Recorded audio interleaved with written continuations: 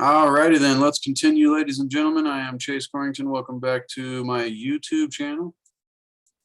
The title of my channel is just my name at the moment, but I thought of changing it to Spiritualology, the study of spirituality and psychology. But anyways, today we're going to take a look at Dr. Wayne Dyer's Change Your Thoughts, Change Your Life, Living the Wisdom of the Tao, and we're going to continue our series in that on the 13th verse of the Tao Te Ching. The way Dr. Dyer has this formatted is he'll have the verse here, and then he'll have his own titled little essay that he writes about his translation of the verse. And I'll also share on top of that for purposes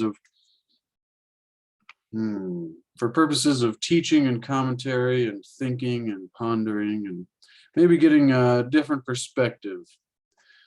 All right, ladies and gentlemen, let's begin. The 13th verse of the Tao Te Ching. Favor and disgrace seem alarming. High status greatly afflicts your person. Why are favor and disgrace alarming? Seeking favor is degrading, alarming when it is gotten, alarming when it is lost. Why does high status greatly afflict your person? The reason we have a lot of trouble is that we have selves.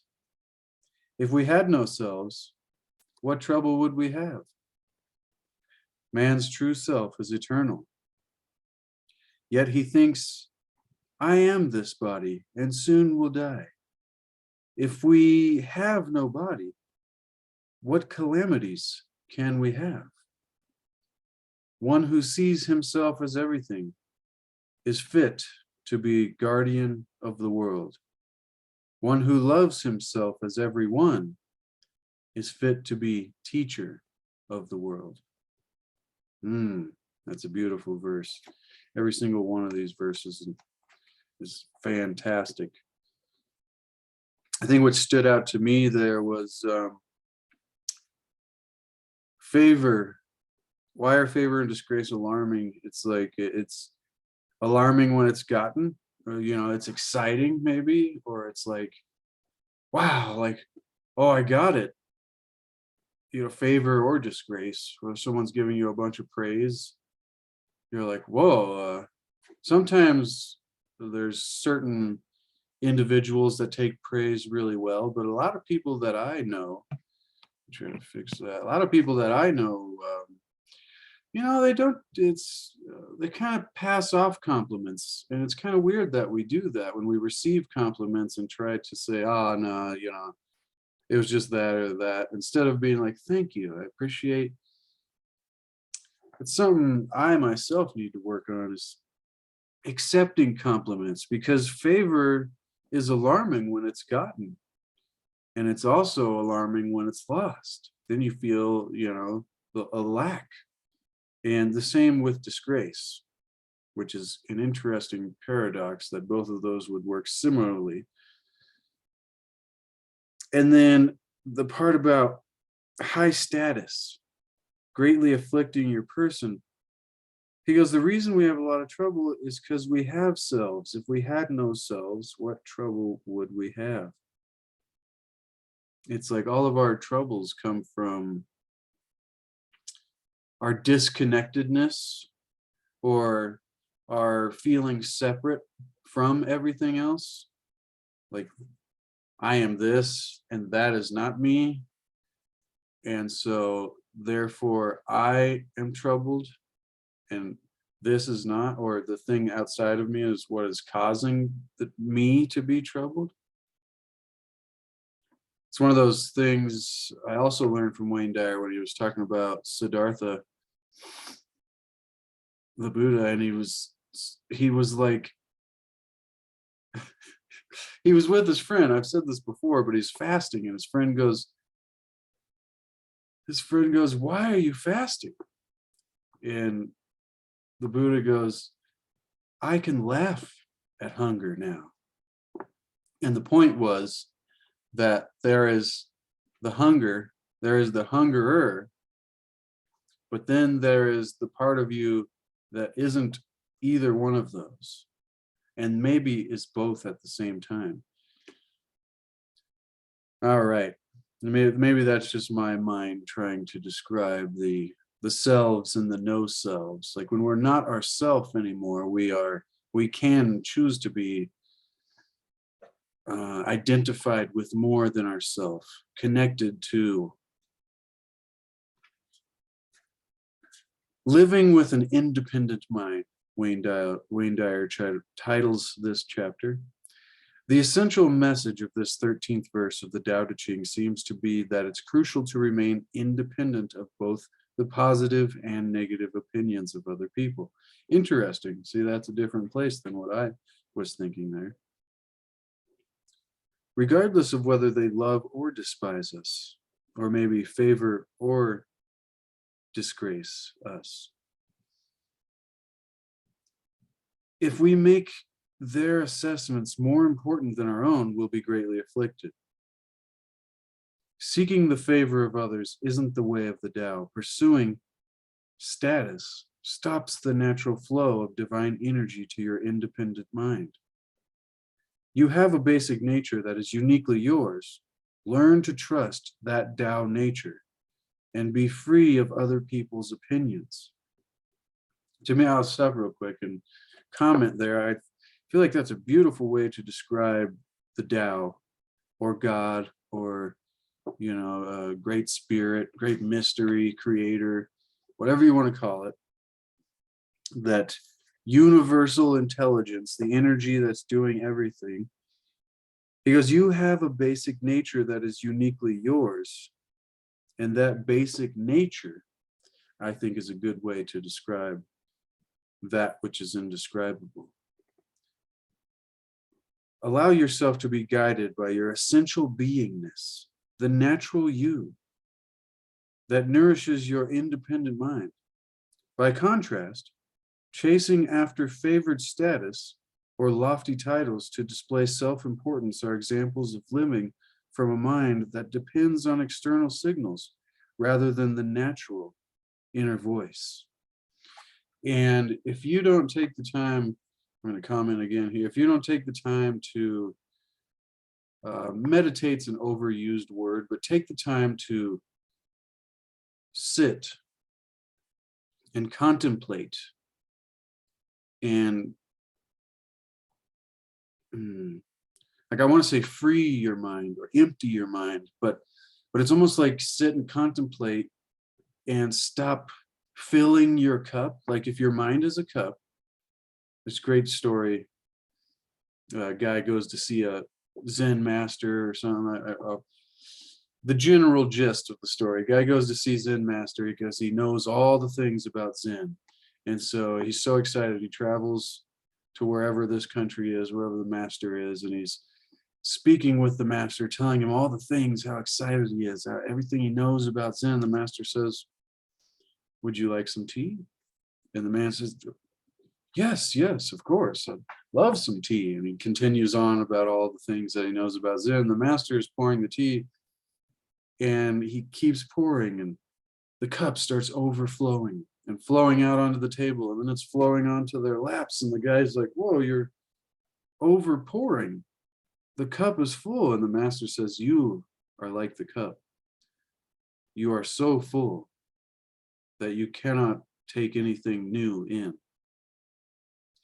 And we must empty our cup," was the lesson from that story, "in order to take new things in. We must first stop the constant inflow of stimulus, whatever it's from,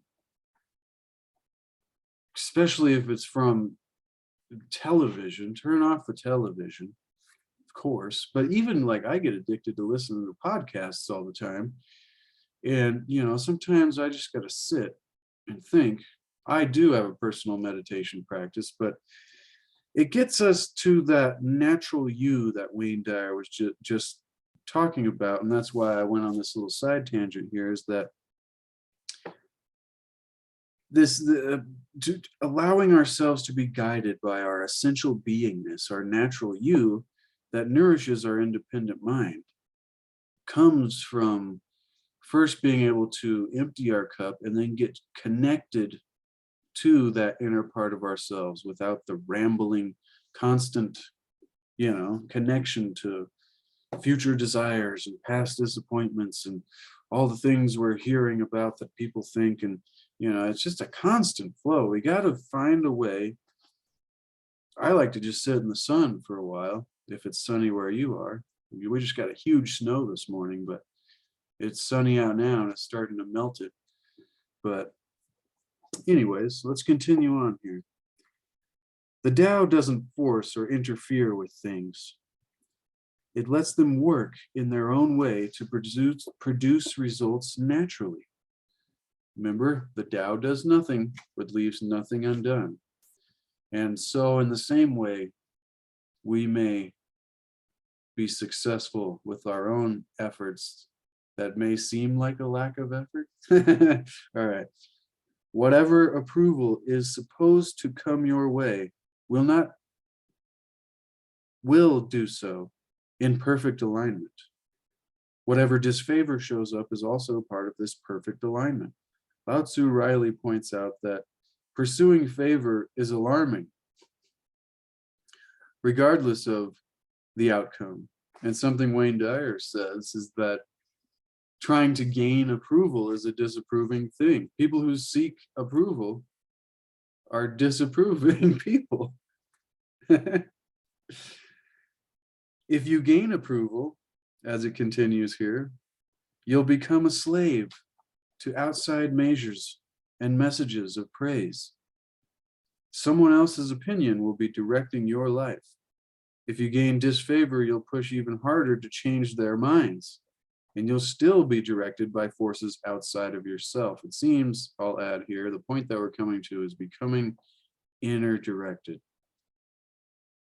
Having your direction of your feelings and your purpose in life and your self-esteem and all these different areas come from an inner place, come from within, not without. Because if it comes from without, then when it's not there, we don't have it. If you are what you do, then when you don't, you're not, right? So we don't want to be what we do, we want to be. Take a deep breath. You'll push even harder to change their minds. You'll still be directed by the forces outside of yourself. Both outcomes result in the dependent mind dominating, as opposed to the way of the Tao, in which the independent mind flows freely. This 13th verse insists that ego and the need for importance are troublemakers that are energized by your in the world self, not your inner world self, which is an interesting distinction. I just added that. But Wayne Dyer was saying, I'll read that line again without adding my own stuff, throwing you off. Sorry, folks. Love you. If you're getting value, smash the like button. Consider subscribing. Leave a comment and let me know, but we're not done. Let's keep going. The 13th verse insists that ego and the need for importance are troublemakers that are energized by your in the world self. The way of the Tao, or Tao, I'm not sure how that's exactly pronounced. The way of the Tao is to be aware of your eternal nature and step outside of yourself or body. No ego means no trouble. Big ego equals big trouble. The Tao Te Ching rhetorically inquires, if we have no body, what calamities can we have? And these are not questions, I'm going to rant a little bit here. These are not questions that we're supposed to ask ourselves in fear of death.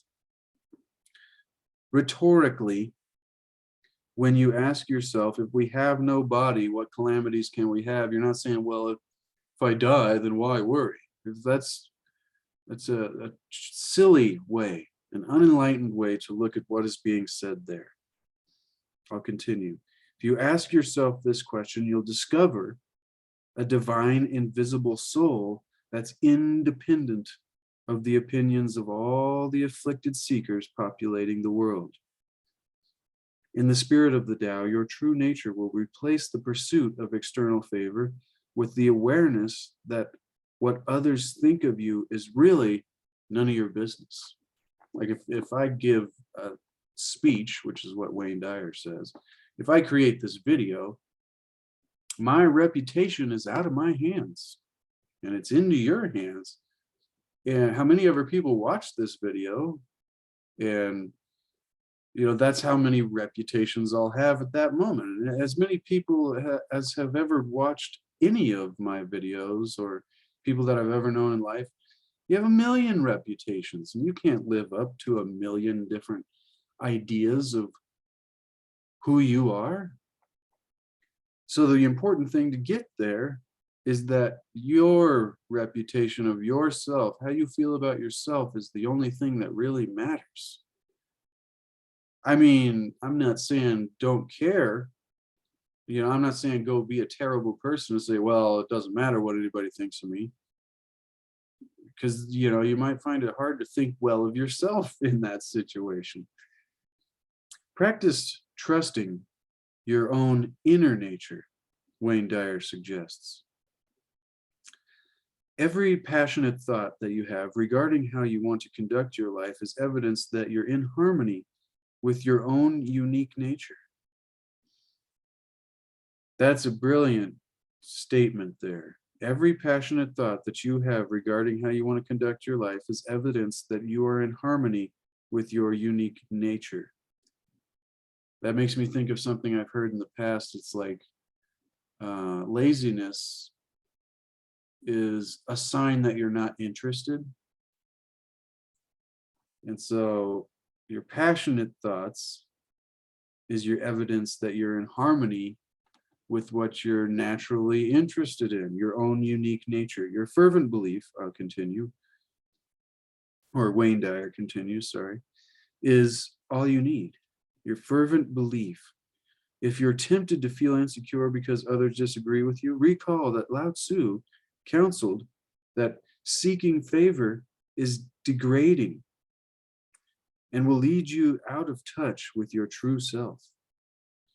Give yourself permission to remember that you are not only your body, and that others' opinions about what you should or shouldn't be doing probably aren't taking into account your true eternal being.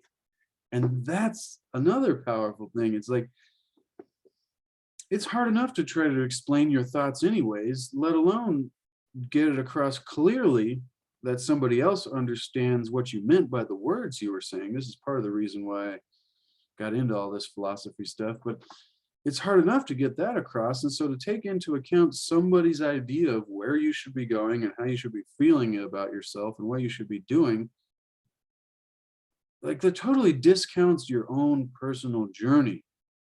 I'm not saying don't take advice. I love listening to advice from all kinds of people. Been listening to the School of Greatness lately and Matt Belair's Mastermind Body Spirit show. And, I love taking advice, but that doesn't mean that I'm not following my own resonations.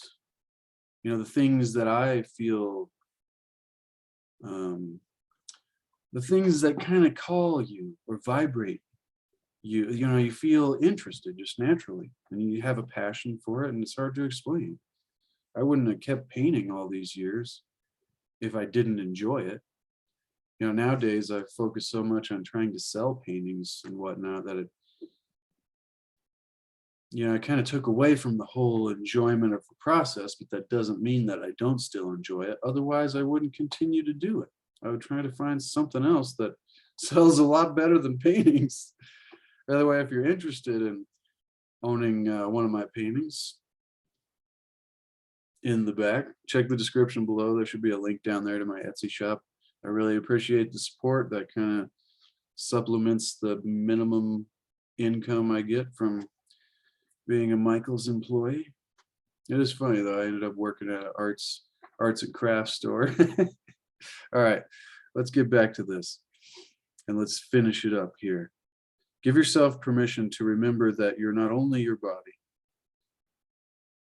and that others' opinions about you and what you should or shouldn't be doing probably aren't taking into account your true eternal being. Those other people are also not only their bodies, so seeking their approval doubles the illusion that the physical is all we are. I'll skip a paragraph there. If you want to know what that secret paragraph said, check the description and buy this book for yourself. Practice being the person Lao-tzu describes in this 13th verse, Wayne Dyer suggests. Affirm the following. I am, not I'm, I am a guardian of the world, and I am fit to be the teacher of the world. That's a good affirmation. I am the guardian of the world, and I am fit to be the teacher of the world. Why? Wayne Dyer asked. Because you recognize your connection to everyone and everything through an independent mind whose source is love. Man, when we discover the true power of love, it'll be like rediscovering fire. And I didn't make that up. I just don't remember where the quote comes from. Leave it in the comments if you know, because it's a beautiful one.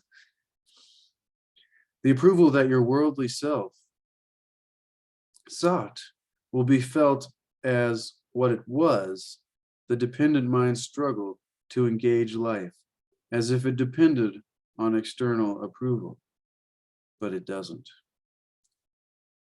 And now at the end of each chapter, Wayne Dyer gives us a little suggestion to do the Tao now. Oh yeah, I forgot to say it's Tuesday. We're doing the Tuesday Tao now. Trying to come every week, show up, and just kind of create a regular thing. It's important for people to know when they can find something. So look forward to these videos, the Tao Te Ching, on Tuesday Tao. Change your thoughts, change your life, living the wisdom of the Tao on Tuesday with me and Wayne Dyer. All right, do the Tao now. Ask yourself right now, what's my own nature if I have no outside forces telling me who or what I should be? Then work at living one day in complete harmony with your own nature, ignoring pressures to be otherwise. If your inner nature is one of peace, love, and harmony, as a musical genius, for instance, then act on just that today. And that's a boom, ladies and gentlemen. That's a boom.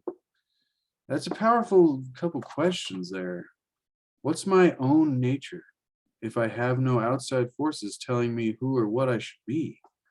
It's almost like the question that I think everybody should start literally writing down on a piece of paper and pondering each morning while you have tea or coffee or whatever it is, brush your teeth, put it on the mirror, that kind of thing. But we should write down the question, who am I? What does that mean to me? So like, who am I? And what do I want? Because when, I started thinking about this, it's like when you really try to ask yourself, what do you want? And you don't go simple about it. Like there's 5 things I could list off simply, but really big picture, like, what do you want in your life? I think so few of us actually take the time to ask ourselves that question and even ponder on it. I think we avoid it because we get freaked out when we realize we don't even know. It's like, I don't know, I got to go back to work, can make more money, and try to make the payments and all this kind of stuff. It's like, who are you? And what do you really want out of life? And if we could start to figure that out, then we can start to steer the rudder, so to speak, or, correct our path in the ocean of life that we're sailing through as these little boats, these little people boats, spiritual beings having a human experience. Fascinating, ladies and gentlemen. I really appreciate everybody who takes the time to watch. I appreciate everybody who takes the time to leave a comment. It means a lot to me. And I hope this brought you some value, because that's the real purpose that I'm even doing these is, you know, how can I help somebody? So that's another good challenge to do for yourself, right? Sit down and think of 5 ways that you can help people using your own abilities. Like I could teach people how to paint. If you want to learn how to paint, go over to the CLC Paint YouTube channel and free tutorials. Like I literally show you from the beginning to the end with the brushes and how I push it, and you know, it's just an accident. But that's one way that I can help, and I try to offer that. And I figure sharing this wisdom that Dr. Wayne Dyer inspired me and has changed my life through his offering to help. And so with that said, ladies and gentlemen, we'll do the old catchphrase: seek to achieve and maintain happiness through enlightenment, seek to discover the hidden truths and the hidden wisdom of the ages, and make happiness the way rather than trying to find a way to happiness. And it'll become a part of your life a whole lot easier. All right. Thank you so much, ladies and gentlemen. I look forward to seeing you in the future. Until then, stay good.